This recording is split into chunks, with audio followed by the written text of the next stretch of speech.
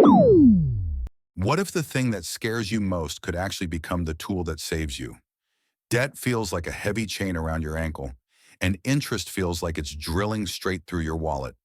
But the truth is, the same force that hurts you can help you if you flip its direction. Today, I want to show you how to turn debt into wealth in a practical way that works. And if you stick with me until the end, I'll share the most powerful method, one that can start creating results in just weeks. The catch? Time matters. If you act now, the pressure begins to ease. If you wait, the cost of waiting compounds against you. Before we dive in, let's make something clear. Your debt is not a moral failure. It's not proof that you're irresponsible or broken. Debt is just a math problem with a clock attached. And math problems don't care about guilt. They get solved with sequence and speed. The sequence matters. First, you stop the bleeding. Then you redirect cash flow into assets that pay you back. If you try to build wealth while high-interest debt is still burning, it's like trying to build a house while a fire is spreading in the basement. You have to put out the fire, open a window, and then start building. Once you do that, the same compounding that punished you starts working in your favor.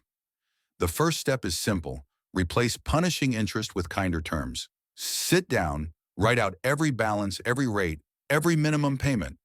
Circle the one with the highest rate. That's the villain. Call that lender today. Ask for a hardship review, a rate cut, or a structured plan with fees waived. If they open the door, step through it. If they don't, shift that balance to a true 0% promotional window with a fee you can handle. Set an automatic payment that clears it before the promo ends.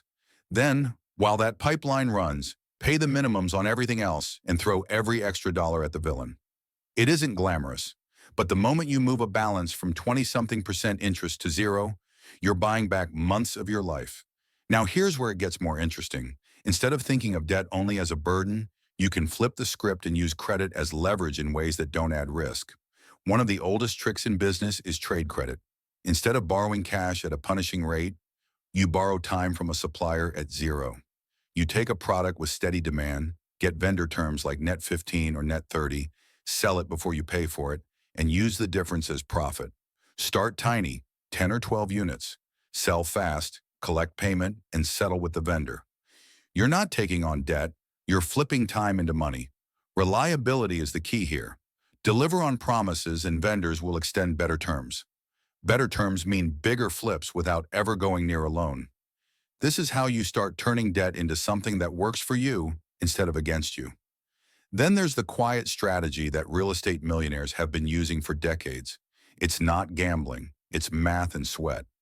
You find an underpriced property in a solid area, fix the things tenants actually care about: safety, light, working appliances, clean flooring, and rent it at a fair price. Once it's stable, you go back to the bank and refinance. That refinance pays off the first loan, reimburses your renovation costs, and sometimes hands you extra capital you can use elsewhere. The tenant's rent covers the loan, your improvements create equity, and the refinance frees up cash to attack other balances or fund your next move. The rule is simple. The numbers have to work on day one. If the rent doesn't cover mortgage, taxes, insurance, maintenance, and a margin for surprises, you don't buy. But when the numbers line up, the loan becomes a lever instead of a threat. Now here's the method that can change your situation the fastest. Credit architecture. Most people think of their credit score as a trophy, but really it's just a wholesale discount on money. The higher your score, the cheaper money gets. Start by paying on time, lowering utilization below 30%, keeping old accounts open, and correcting any errors with proof. At the same time, set up a simple business around what you're already doing, whether that's flipping products, offering a service, or even creating content. Open a business checking account, get an EIN, and keep the finances separate from your personal life. Apply for a small business credit card backed by your personal history, use it only for real expenses, and pay it in full. Within months, your credit profile looks different and lenders start treating you differently. That's the difference between paying 20% and paying 8%. Good credit won't make you rich by itself, but it makes every other move cheaper, and cheap money compounds wealth much faster. Finally, the lock. This is the piece that prevents backsliding. When you finally kill a high-interest payment, don't celebrate by spending more. Redirect that exact payment into an investment account or a cash flow asset you understand and automate it. Don't leave it to memory. Set the transfer to happen automatically the morning you get paid. At first it feels small, then suddenly your net worth is climbing on weeks when nothing special happened. The stress drops because you're no longer negotiating with yourself month after month.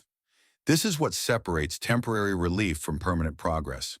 Put all of this together and you have a simple path forward. Face the truth on paper and replace toxic interest with kinder terms. Add a small trade credit flip that generates profit without loans. Hunt for one modest property where the math works and refinance only when the numbers are real. Build your credit profile like a craftsman so banks compete to lend to you instead of the other way around. Then lock your freed cash into assets before lifestyle inflation can swallow it. None of this requires brilliance. It requires a calendar, a checklist, and discipline. And if you're afraid of failing, start small. Move one balance, not 10. Flip one batch, not a truckload. Renovate one unit, not a building. Apply for one business card, not a dozen. Automate one transfer, not a fantasy budget.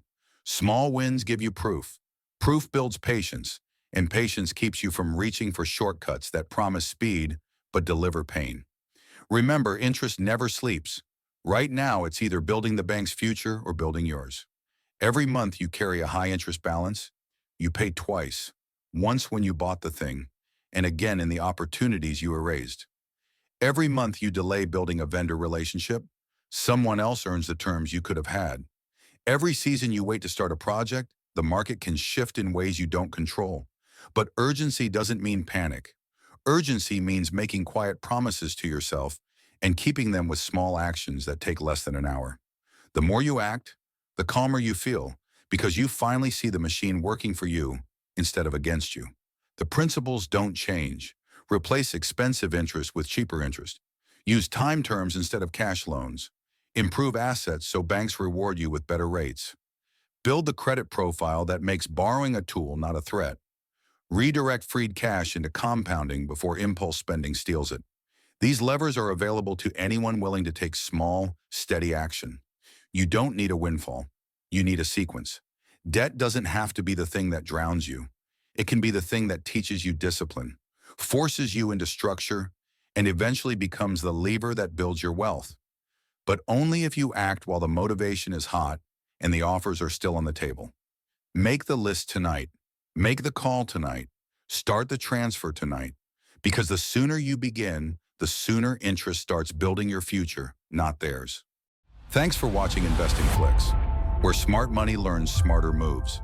Subscribe for more insights that grow your wealth.